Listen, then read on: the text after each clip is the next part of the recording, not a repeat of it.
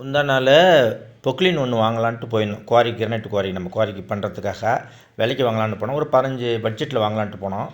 Mechanic இதுக்காகவே வந்து 5000 ரூபாயும் அவருக்கு ஃபீஸும் 1000 ரூபா பஸ் பேரும் கொடுத்து வெளியிலேருந்து வர வச்சேன்.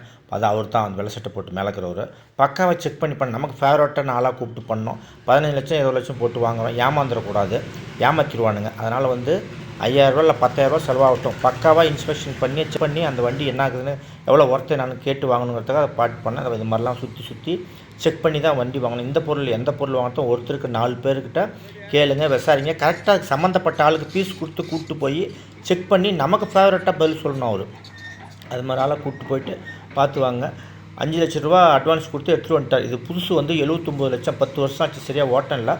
15 லட்சத்துக்கு 16 லட்சத்துக்கு வாங்கி போய்ட்டு 5 லட்சம் கொடுத்து எடுத்துகிட்டு வந்துட்டார்.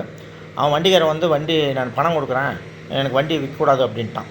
இவன் வந்து ஒரு 15 லட்சத்துக்கு விற்றுவிட்டு 10 லட்ச ரூபா 5 கொடுத்துட்டார்ல, 10 ரூபா ஏமாற்றலாம் இழுத்தடிக்கலான்னு கணக்கு போட்டார்.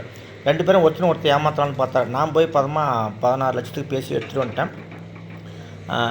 கலாட்டா பண்ணிட்டானுங்க. அவன் ஜிபிஎஸ் ரீடிங் பட்டு செக் பண்ணிட்டான், வந்துட்டான். அவன் வண்டி எடுக்கும்போது போலீஸ்லாம் வந்துட்டாங்க. வந்து எல்லாம் செக் பண்ணிட்டு, இல்லைப்பா அவர் விலை கொடுத்து வாங்கிட்டார், அவருக்கு வண்டி ஏற்றி விட்ருங்க அப்படின்னு சொல்லிட்டார் எஸ்ஐ. வண்டி என் இடத்துக்கு வந்து சேர்ந்துருச்சு.